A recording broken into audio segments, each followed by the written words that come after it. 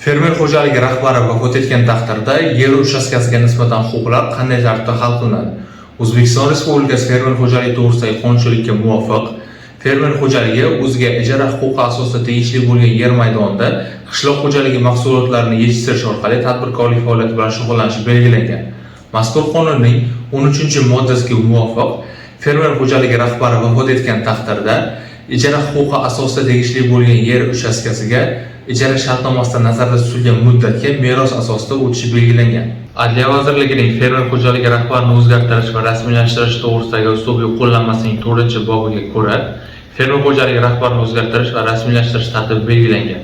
Unga ko'ra, fermer xo'jaligi rahbari vafot etgan taqdirda uning merosxo'rlari tomonidan birinchi navbatda meros guvohnomasi olinishi belgilangan. Mazkur meros guvohnomasi olingandan so'ng fermer xo'jaligining ustaviga o'zgartirishlar kiritiladi va kiritilgan o'zgartirishlar bo'yicha qayta davlat ro'yxatidan o'tkazilishi belgilangan.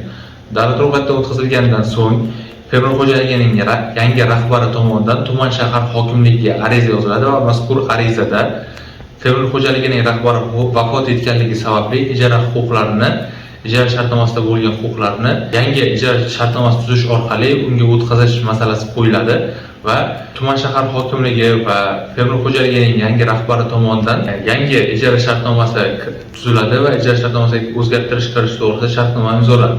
Mazkur shartnoma imzolangandan so'ng fermer xo'jaligining yerga nisbatan huquqlari qaytadan davlat ro'yxatidan o'tkazish orqali fermer xo'jaligining ijara huquqlari uning merosxo'rlariga o'tkaziladi.